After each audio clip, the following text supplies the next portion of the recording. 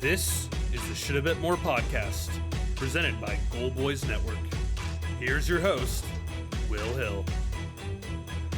Welcome to the Shoulda Bet More podcast, presented by Goal Boys. Coming up on the show, JVT, Jonathan Von Tobel of VSiN will join us. We will go over the NBA playoffs. They are here. The 4 series are set. We have the playing game, so we'll discuss all of those. Excited to talk to JVT and excited for the playoffs. I mean, the regular season has not had a lot of juice, did not have a lot of juice Sunday outside of the Warriors-Clippers game, which I'm sure for a lot of people was overshadowed by the Masters, as Rory McIlroy does win the tournament. As we're recording this, he is on his knees crying, hugging his family. So a great moment, whether you're rooting for him or against him, and I'm just kind of my nature.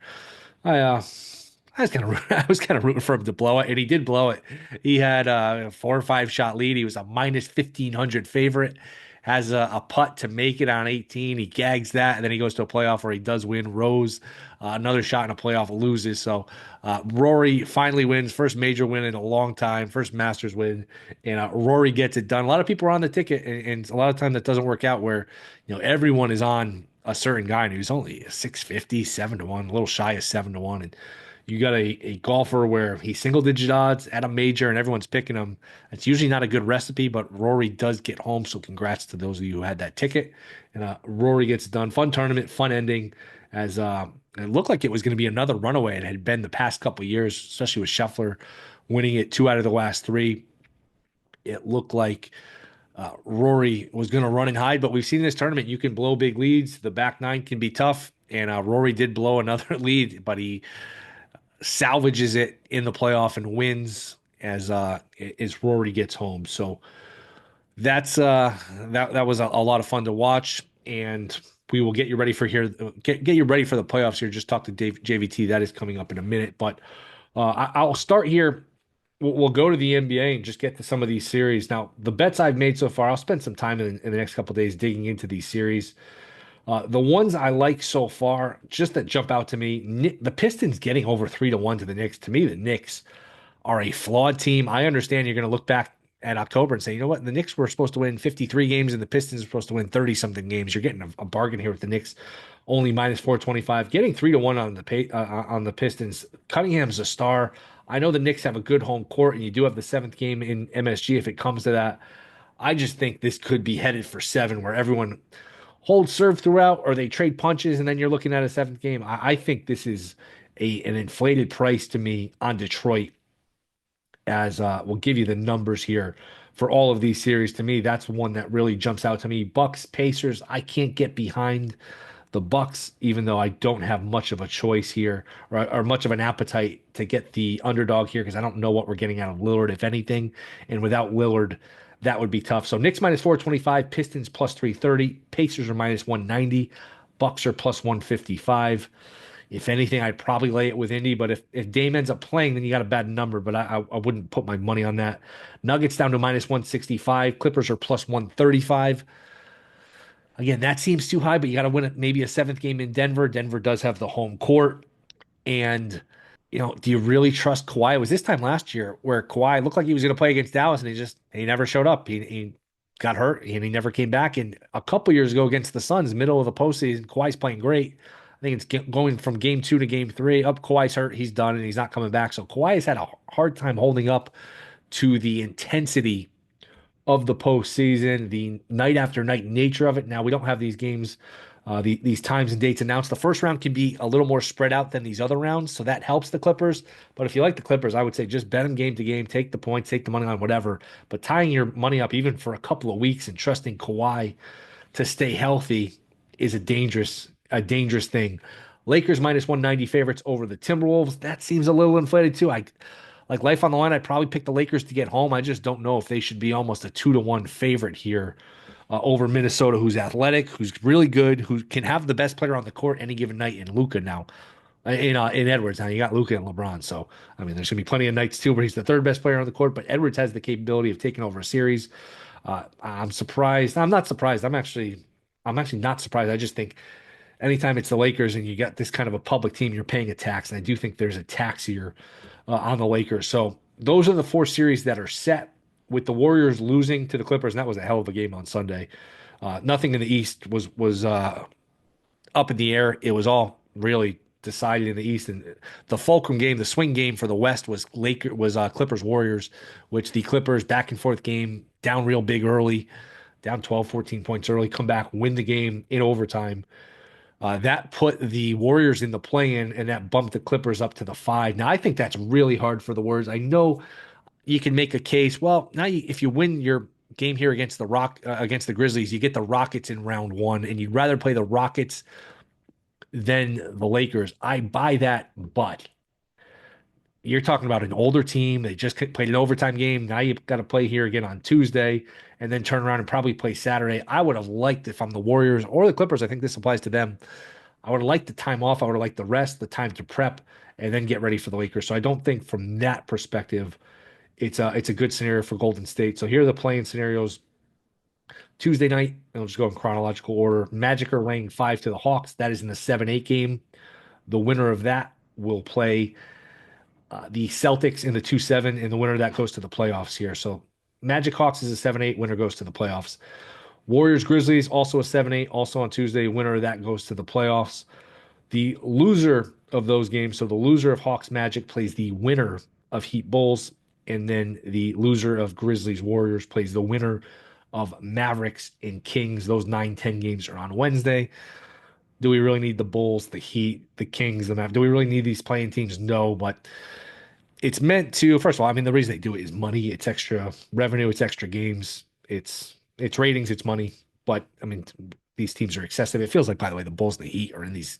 They played last year in the final playing game after the Heat lost to Philly, and then they beat the Bulls in that final playoff and that Friday night to get in that final playing spot. I just, man, to me, that game has no juice. Kings Mavericks has no juice.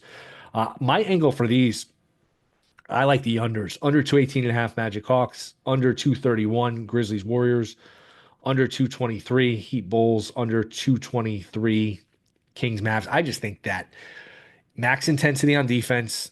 These games are based on regular season data. In regular season, you're just not going to have the intensity that you're going to have in a play-in scenario here. So I like the under. I think these unders have done really, really well the 4 or 5 years these play-ins have been around. Don't have the numbers in front of me. I want to say 75%. I mean, the unders have done really, really well. I remember one year they swept. Last year they did pretty well. So these unders, I think, the way to go. And if you're going to bet the unders, you got to get them as soon as possible because they tend to get bet down with people having the same thought process with the play-ins. And if you like the overs for whatever reason, you know what? Wait until it's close to tip-off. You'll get a better number than you would have at open. So these unders tend to get bet down. But Magic laying 5 to the Hawks, Grizzlies and Warriors laying 6.5. That's on Tuesday. And then you get Wednesday, Bulls laying a point to the Heat and the Kings laying 5 to Dallas. I have no idea what to expect from a Kings-Dallas game. I guess I'd pick the Kings just because they're home. You know, I'll get to these playing games and I'll get to all these playoff series for the Wednesday show. So I'll have plenty of time to talk about it. These are just, kind of first thoughts, the ones that jump out to me, like I mentioned, the 4 unders, and I do think Detroit at plus 325 is a good bet. And the other ones, if you remember this from last year, the other way I like to bet this stuff, total games over in a series, where if you like a team and you think the line is too high, but you don't think they're actually going to win, you can take the over 5.5 games, like Knicks Pistons over 5.5 games is relatively reasonably priced. I'm looking at Lakers Warriors here, over 5.5 games is minus 170. That's not bad. So there's lots of ways to play it. You could take the series spread and take these teams, plus a certain amount of games. You can take the correct score of these series. Like, all right, I think the Pistons are going to win in 6, which that one pays 9 to 1. And boy, if you really want to get crazy, you can start parlaying this stuff, which that is the case. And boy, if you think the Pistons are going to win, you don't want to, at plus 330, you got bang for your buck, but they're probably not winning a game 7 in New York. They're probably not going to win in 5. Game 6 would be in Detroit. If you like the Pistons to win, you probably like them in 6. That 9 to 1 is certainly intriguing. So that's one I'm actually going to add as we look at this. But over 5.5 games to me is one that's worth a bet too. Index Pistons, just because I do think that's a competitive series. And I think that one is just a little much higher, I should say, than I expected. And 5.5 games over is minus 115. I don't think the Knicks are winning this in 5. Now, you could have the scenario where the home team wins the first 2, they split the 3 and 4 in Detroit, and then you close them out in 5, and then you lose your bet. I get that, but I think Detroit gets 2 games here. I think that's a good bet. So, boy, that 9 to 1 looks good though on Detroit to win the series in exactly 6 games, especially with the way Thibodeau. he drives these guys so hard all season. If anyone's prone to an injury or a couple of injuries in the playoffs, would you be surprised if Brunson or somebody went down for the Knicks with how hard they play and how many minutes they play? Now I know Brunson's had a break here, but with his injury and all the time he missed, but I like that number on the Pistons. I really like that 9-1 on the correct series score. And again, if you want to get crazy, you could start parlaying these correct scores. And if you have a free bet or something where you have a small bonus or a max limit on how much you can bet, and you want to just turn a little into a lot. Like some of these promos, they give you a very small max wager on these. DraftKings and FanDuel sometimes maybe $10 max, $25 max. You parlay the Pistons in 6 with whatever else you have an inkling on. Nuggets, Clippers, I think could go 7. That could be a long series. So you could play around with this stuff and really get some good payouts. So I'll have more on Wednesday, but for now, I like the Pistons. I like them in 6, over 5.5 games in that series as well. And I like the 4 unders of the play-in game. So excited. The NBA regular season has really lost its luster. It's become a slog. The games on the Sunday of the final day here in the East were a joke. It was a waste of time, and everything in the West was a joke except for Clippers Warriors, which was a hell of a game, an important game, a competitive game. So hopefully that is a precursor, a foreshadow here of what we get in the playoffs, which is a good playoff, a competitive playoff. Last year it went off the rails with Denver losing. Then a lot of short series, a lot of non-competitive series. I have a feeling I do think we're in for a really good postseason, especially in the West. I mean, Cavs, Celtics in the East could be a great conference final. We'll see if the Cavs are for real, if they're one of these prototypical regular season teams that the NBA can produce, like the Hawks. Was it 10 years ago or so when they just couldn't live up to what they did in the regular season, the postseason? So Celtics, Cavs in the East will be good. In the West, I think is loaded. I mean, Warriors, Lakers, T-Wolves, Clippers, Nuggets. I mean, all of these teams have their flaws, but they all have upside. Maybe it's just the OKC Invitational and they win it. And it's all just who's coming in second, who's playing for second here, but they're not proven, so that gives them some at least perceived vulnerability from OKC standpoint. People will say the West is wide open. The West, if you base it on the regular season, OKC is just stomping people, but who knows? Maybe that doesn't translate over to the playoffs here. But I think we're in for an awesome playoff. I'm excited for it, and I'm excited to talk to JVT. That is next. This Shoulda Bet More podcast. All right, we are back. Shoulda Bet More podcast. We are sweating out the Masters playoff here as we talk some NBA playoffs with JVT. Catch him VSiN Primetime live bet Saturdays, where he is the star by far of the show on those programs. It is the great JVT, Jonathan Von Tobel. JVT, what's going on, man? Nothing much. Like you said, just watching the end of this Masters round. I was watching on a little bit of delay when I was texting with Doug Kazarian, and many people listening to this are on a delay because they know what happened. So I had no idea there was a playoff until like 10 minutes after it had happened. So very excited, very excited. Let's talk some NBA playoffs. Maybe we'll talk a few other things here. But let's start, before we get to the series, do you have anything on the 4 playing games? Tuesday games to set it up for people. Magic laying 5 to the Hawks. Warriors laying 6.5 to the Grizzlies. And then on Wednesday, Bulls laying a point to the Heat. And then the Kings laying 5 to Dallas. I know some people like to say bet the unders of this stuff, which I believe in. I think the game slows down. There's some more intensity than a regular season situation. So I don't mind betting the unders, but how about any of those 4 playing games? I do wonder if maybe the over is the play in Memphis and Golden State. If you remember about 2 weeks ago, a little bit less, it was part of that 5-game stretch, 5 straight, but they went 3-4. The Warriors did 3 games in 4 nights. And the beginning of that was in Memphis, and they won like this ridiculous 134-125 game. It was very up and down, very high scoring. Neither team really having an answer for the other's offense. The Grizzlies have changed the way that they're playing their offense, right? They're relying more on ball screens than they were at the beginning of the year. They're playing more the way John Morant wants to. And I do maybe wonder if that's going to be a game in which that total closed, I think, 238.5, and we got 259 points in that game. Would lean very much toward that game going over. And should note, too, Jimmy Butler bangs his knee near the end of this game against the Los Angeles Clippers, and we don't know if he's going to be fully healthy for this game, so maybe a step slow defensively. We know Curry's dinged up too, but I do think that would lean over 232, I think is the current number right now for the play-in. I will give you dealer's choice for the 4 series. Which one interests you the most? Pistons, Knicks minus 425, Pacers, Bucks, Pacers minus 190, Nuggets minus 175 to the Clippers. That one's already gotten bet down a little. And then Lakers minus 195 to Minnesota. Which one to me? Which one to use most interesting? I mean, it's probably one of those tightly priced ones, right? One of the three. Pacers are up to $1.75, or excuse me, from a $1.75 favorite up to $1.90. Would I be selfish if I said Denver and LA just because it looks like it's the tightest contested of the four that we have set so far, given the price and given the intrigue for both teams? I mean, Denver has the best player on the floor and some really strong offensive upside, but the Clippers are playing at, I arguably think, the best level out of all of these teams heading into the postseason, right? Having won 18 of 21 games heading into the postseason. So I think that one to me has the most interest when you're talking about what potentially could happen on the floor. And remember, the last time they met in the postseason was all the way back in the bubble. So narrative-wise, right, we get Clippers who had that 3-1 series lead and they blew it in Orlando in the bubble. Now they get another crack at Jokic and the Nuggets, who are on life support with an interim head coach. So I think there's a lot that goes into it that's really, really interesting. And not only up 3-1, they were up like 19 at the end of the third quarter in game 5, and then led by double digits in game 6 and double digits in game 7 in the second half of all 3, 5, 6, and 7. I think it gets lost a little bit because that's when, like you said, it was the bubble. It was 2020 and football had started. So it kind of flew under the radar. But if you're a Clipper fan or if you remember that series, oh my goodness, what an all-time meltdown that was. Yeah, I did think of that too, in terms of that, because it was going to be either that rematch or the rematch of Denver versus Minnesota, depending on how that Warrior Clipper game, which was a great game, which I'm sure not a lot of people watched because the Masters was going on, that was going to be a rematch. So I think we've got great series here. I really do. No, I would completely agree. By the way, I actually had to like tune in late to the Masters because I was locked in on that Warriors Clippers game. That game was freaking great.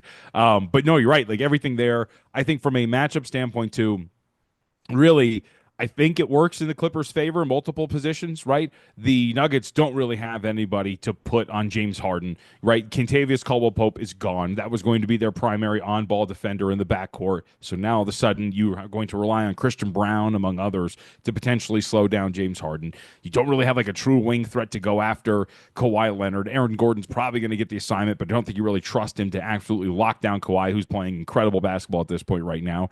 And Ivica Zubac is not going to stop Nikola Jokic, but at the very least, the Clippers have somebody that they feel comfortable putting on Nikola Jokic and won't need to do this nonsense of throwing doubles at him or having to make up for lack of size or things of that nature. So I think that's going to be pretty fascinating too. And then when you get to these bench lineups, that's the other dynamic, is former Clipper great DeAndre Jordan bringing up the rear behind Nikola Jokic, and how these bench lineups are going to work. Bench didn't really look great against the Warriors today. Jimmy Butler tore him up, but I think that bench unit can pretty much go after the second unit for the Denver Nuggets. So I really much lean toward the Clippers here in this first round series is obviously what I'm getting at. I think they can win this series against Denver. I think they're playing at an extremely high level, and the homer in me obviously is going to go in that direction too. But I think basketball-wise, it makes a lot of sense. The Clippers can get this thing done. Lakers minus 195 to Minnesota's plus 160. Feels like a Lakers tax. I don't trust the Lakers to win the series, even though life on the line, I'd probably pick them.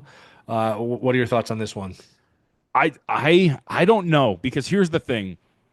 You go back to the Timberwolves taking on Luka and the Mavericks from last year, and Luka tore them a new one. Good point. And that is going to be a matchup that I think is going to give them problems, because Luka's size really gave them some issues. You have McDaniels, but he is not a size guy, right? He is very spindly. He's a very good defender, but he gives up about 40 pounds to Luka Doncic. Anthony Edwards gives up some size to him too. And then we know that if you're going to force the switch, or if they're going to force the switch, and if he's going to get Gobert on him, we all have that moment ingrained in our memory forever, him hitting that three over him in the playoff series from last year. I think Luka creates a lot of big problems for the Minnesota Timberwolves. And while the Lakers aren't big, they also can force the issue for a team that is very big, right? They can go somewhat small. Well, Jackson Hayes can be that lob threat that Luka tore them up with last year when it was Derek Lively and Daniel Gafford too. So I think overall, in terms of pure percentage and price, I would agree with you. Should this more be $1.75? I think that's probably more fair, right? Maybe $1.70. But I still think that the Lakers do have quite a few things that work in their favor in what could be a very long series overall. Another one that I think is just higher than I expected. I understand if you go back to before the season and we're talking about October, whatever, Knicks are laying Or Knicks are 50-win team, 53-win team. Pistons are probably a 30-win team or thereabouts in the low 30s. So I get why the Knicks are minus 425, but man, I think the Pistons are very live here. I think you mentioned total games played in the series as a way to attack it. What are you looking for, Detroit and the Knicks? Yeah, and the Knicks were 1-3 against the Pistons this year in the 4 games they played. So it's not like they dominated the series. Now, again, it's 4 regular season games. There's some difference in personnel. Jaden Ivey played in 2 of the games. Some personnel were missing in a couple of the games. In reality, they played 1 game in which everybody was available that's going to play in this series here today. And the Pistons went on the road and beat the Knicks in that contest. That was January 13th, if anybody wants to go back and watch that game. I was watching a little bit back this morning. And I think a little bit what sticks out is, first off, like the size mismatch at the point of attack. Cade Cunningham is massive, and they're going to try to go after Jalen Brunson quite a bit. And they did in that matchup that I'm referring to, and to a lot of success. And I think that really worked for the Detroit Pistons. They're a pretty solid offensive rebounding team. The Pistons are. Knicks are really average in terms of their defensive rebounding. They're not bad, but they're average. And so if you're going to give up a lot of second chance opportunities like they did against the Pistons in that one matchup, that I think that works in their favor. I think that this is a little heavily priced in favor of the Knicks. They have some issues on defense. The Pistons have some things that work for them from the matchup standpoint. They're a solid offensive team with plenty of shooting and some pretty good depth. That's the other part. Malik Beasley's coming off the bench and could win Sixth Man of the Year. I don't know if he will, but he's going to be a finalist. They have a lot going for them in terms of shooting and creation. This is not a barren Pistons roster once you get past the first layer of guys. So I'm with you. Like, this price is a little high. If you want to put a sprinkle on Pistons plus 330, I really do like over 5.5 games at minus 115 as well. And because I think there's value in Detroit, the variations in the other markets too, plus 1.5 games, plus 2.5 games, there's inherent value there as well. I can promise you Malik Beasley will not win Sixth Man of the Year. Absolutely promise you. Oh, that's what I said. Or he's going to be a finalist for sure. Yeah. I'm sure that. I'm saying I have him 25 to 130. Oh, yeah, you can give that award to Peyton Pritchard right now. So yeah, that's how that goes. I think 2 years ago I had Quickly to at ridiculous odds, and he came in second. He was leading for a while. So that was one of my favorite years, because that year. So like for months, I was like making the case. I was like, you guys are morons. Emmanuel Quickly is not going to win Sixth Man of the Year. This is ridiculous. And then like 3 weeks before the season ended, I was looking through one of my apps and I found an Emmanuel Quickly 45-1 ticket to win Sixth Man of the Year. So the last 3 weeks, I was like, this is crazy. He should win this. I don't know what you guys are talking about. I love it. How about the other series? I have no feel for Indiana, Milwaukee. I would think just because Indiana does get the 7th game at home, that's probably enough for them to push through and win. But I don't see a ton of value here. Do you? Look, I think if Damian Lillard's not going to play, I think you could make the case that the Pacers make this a quick series. I just don't think that Milwaukee has the horses to keep up with this Indiana offense. They have been tremendous down the stretch. They have nobody, they being the Bucks, they have nobody to match up with Tyrese Halliburton along the perimeter. I think that this is going to be a very big problem for Milwaukee in this series to contain an offense which has really come on strong. The defense has been playing at above average level in this second half of the year. I get that Giannis is very quietly, and he's probably going to finish third in MVP voting. Giannis has had a very strong year. At the end of the year, he's been absolutely tremendous. But I don't know if with this price move too, I think this is more like, we don't think Damian Lillard's going to play. If they don't have the offense, the support, if you will, from Lillard, I don't know what the Bucks are going to be able to do. If you think that the Bucks can win this series, you're definitely finding some Giannis markets for the series, right? Like leading scorer for the series, like rebounder, things like that. Trying to get a little cute with it too, because it's going to be on him to have a monster series if that's going to be the case. What about these series that we don't know yet? Let's say the Warriors win and they play the Rockets in the 2-7. And you kind of take it from there. Hawks Magic, you can kind of project out. What series are you looking for? What do you expect some of these series price to be looking forward if chalk does hold? By the way, as we're talking to, Clippers take a little bit of money and get knocked down 10 cents over at DraftKings. Somebody's listening to me. Somebody agrees. Yes. So I want Houston and Golden State. I hope that Golden State wins this first play-in and makes it into that, because I think that series has a lot of intrigue. Let's go back to the game we just watched on Sunday. One of the quiet things about that game that the Warriors just played in against the Los Angeles Clippers was the size of the Clippers gave them some problems, right? The Warriors are a little bit of a smaller team when you're talking about sheer overall size and stature. 42-25, the Clippers won the rebounding battle. They just killed them on the glass. In terms of offensive rebounds, Clippers generated 9 and a lot of key opportunities, and of course 33 offensive rebounds. Warriors could not get one of those to save their lives. And so I think when you talk about the overall size, and of course a guy like Şengün in the middle, that's going to be a problem for him. And look at what Ivica Zubac did today. He had 22 points, 17 rebounds, and a block and a steal. Like, he was really dominant in this contest, and the Warriors didn't really have anything for him. I don't know if the Warriors want Houston, but I want them to face Houston because I think that could be a low-key tough series. I think the Rockets today, if you're scared off by that result, that was a team that was getting their guys in there because they had nothing to play for, and they wanted to give them a little bit of run before they got the week off. I think this team, when you go back to the last game in which they played everybody, it was a 106-96 win over the Golden State Warriors. They put a lot into that thing.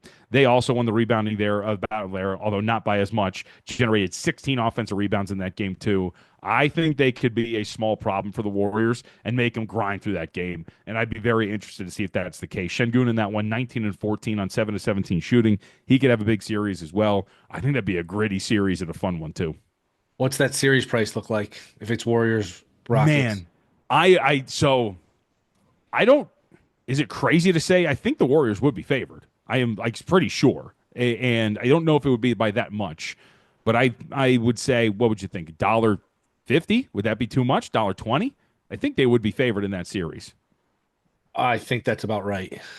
I mean, if we're talking upwards of minus 150 or higher, give me a piece of Houston. At the very least, plus 1.5 games, plus 2.5 games. I think they can make that team work. As I believe we have a Masters champion, right? Rory wins it. Yeah, there we go. Rory wins it. Had it all the way. God, dude, I feel this guy's like sobbing on the green right now. I feel so bad for him. Even after he won, I was like, dude, is this guy really going to fucking do this? Were you rooting for him to blow it, or you had? I was rooting for him to I was rooting for him to pull it off. I just at some point you kind of feel bad. You're just like, bro, like, come on. I was rooting for him to blow it. I'm not a good person. I was rooting for him to lose. Well, there was times where I was too, but then you see the moments of anguish on his face, especially on 18 when he doesn't hit the par putt, and you're like, okay, yeah, I really feel bad for this guy. Let's get. It was tough because I was doing the live bet show with Ben Wilson. He has a ticket on, so for his sake, I wanted him to win. But just with all that being aside, it would have been cool to see him. But I like it's fun when people choke. It's fun. I mean, it's fun to have these stories. The guy we really should feel bad for is Justin Rose. Yeah, I mean, my man's 0-2 in playoffs in the Masters, and he's lost to Sergio and he's lost to Rory. Like, that sucks. And that was the last time we had a playoff in the Masters, I believe, 2017. Yep. Anything else? Possible play-in scenario interest you? Anything in this, Magic Hawks game, Magic laying 5, Heat Bulls? I feel like these teams play in the play-in every year. This is just like the Bulls Invitational, Bulls laying a point. I have no interest in either of those. How about you? So what I'm interested in for Miami and Chicago is how the market's going to handle this from a pricing standpoint. I think Chicago and Miami are the same team from a power rating standpoint. Chicago has been one of the best covered teams in the last month and a half in the NBA. They have been tremendous. Now, there is some worry about Josh Giddey and his health. I think it's a wrist injury that he's dealing with. I think he is going to play. But if all things are equal, I mean, this is right now sitting on 1.5. I would venture a guess that most people would just say Heat culture, Eric Spoelstra, and lean toward Miami, and maybe you get it in that direction. I don't know if that's the case, man. Chicago is playing really well, and I kind of trust this team more than I do Miami at this point. So I want to go back and watch some of their previous matchups, watch a little bit more Chicago to see if there's anything X's and O's wise that really sticks out. But just pure power rating, 1.5 seems short to me, and Circa's at pick. So that gives you an idea of where they're opening and what the market expectation is here. But I think this probably heads toward Miami, and if that's the case, I'm just going to sit back and wait and see if I can get something on Chicago here. The Magic win. They play the Celtics. That's their roadkill, or they match up. I know they played them tough in the past. That they can actually be competitive. I think they can be competitive. And remember, we just watched Jaylen Brown. We saw the report this week that he had an injection in his knee to promote healing. That knee injury is an issue. So if you look at him, and I don't think he's not going to miss any time. He's going to be out there on the weekend when they eventually start their playoff series.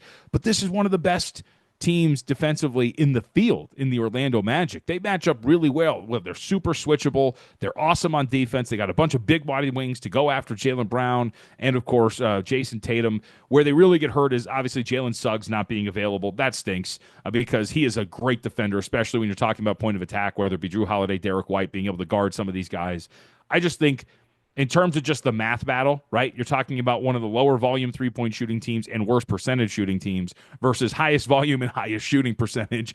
That's just going to be something that the math will get Boston by them. The question is just in the amount of games.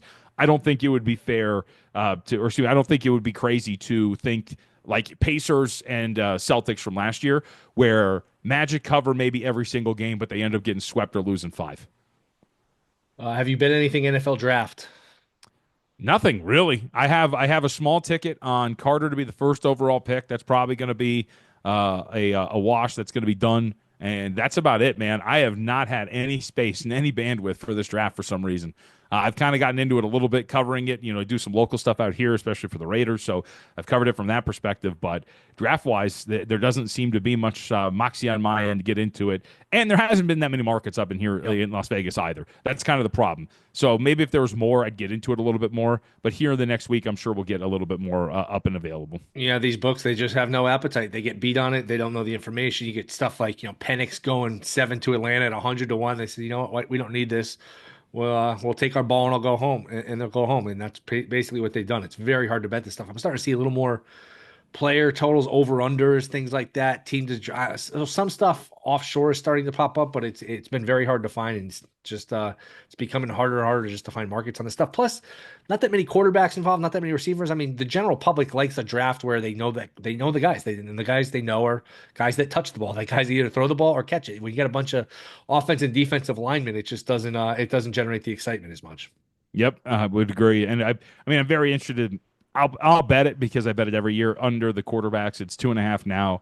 Pretty juicy price on the under. I am generally one that does not believe in the hype of like the back end first round guy. Oh. Like people are making Jackson Dart this year. So you don't think you don't? I agree with you. By the way, everyone loves him. I'm not as sure. I think his decision making. Go watch some of the end of these games. He's getting a little overrated. That being said, I'm shocked. You don't think he's going to go in the first round? Because I tend to think he will. No, I mean, so this is, I think, is this the 9th year that we've had draft betting? Am I correct on that? Oh, it's hard to say. I mean, it's been offshore for probably longer than that, but as far as it being legal, like in legal Vegas, here, I'm not sure. Yeah. So I think we're around 7, or I think we're around 8 or 9. But here's the whole point: is since we have done this, the under has come in on quarterbacks in every year but 2 in the NFL draft. Last year, now obviously was one of them. But my whole premise here, and I bet it under every year, is that we overdo this, right? We way overthink this. The guy that doesn't have really strong upside, we sit there and convince ourselves that a team will trade into the back end to do it. Extra year of control. You'll hear all of the nonsense, right, that you generally do. And I just don't think that's the case more often than not. And that has proven to be correct. The guy like a Jackson Dart who's got some obvious flaws, why would you reach on him when you can get a starting wide receiver or a starting offensive lineman or a starting defensive lineman? And by all accounts, the Broncos were the only team that were looking at Bo Nix last year. It only takes one to screw you. But I do think that that's going to be the case. So I will once again be on under 2.5 quarterbacks in the first round. JVT, the playoffs are here, man. Fun time of the year. It's exciting. What VSiN Primetime, live bet Saturdays. Where else can we find you? This week I will be on with Mitch Moss all week long. I will be filling in for Paul Howard on Follow the Money. I think Humans and I are together on the last 2 days, so I'll be on Follow the Money actually the next 2 weeks. So if you want to check that out, that is from 4 to 7 Eastern on VSiN. And check out the website, VSiN.com. I'm going to be writing up the Eastern Conference Series previews, and Zach Cohen will have the Western Conference Series previews as well. Got to check that out. It's must-read stuff. VSiN.com for that. It definitely will help you here getting ready for the playoffs. JVT, appreciate it, man. We'll do it again soon. You got it. Thank you for having me. All right, thanks, JVT. Rate, review, subscribe. We will be back Wednesday. Talk more playoffs. See you then.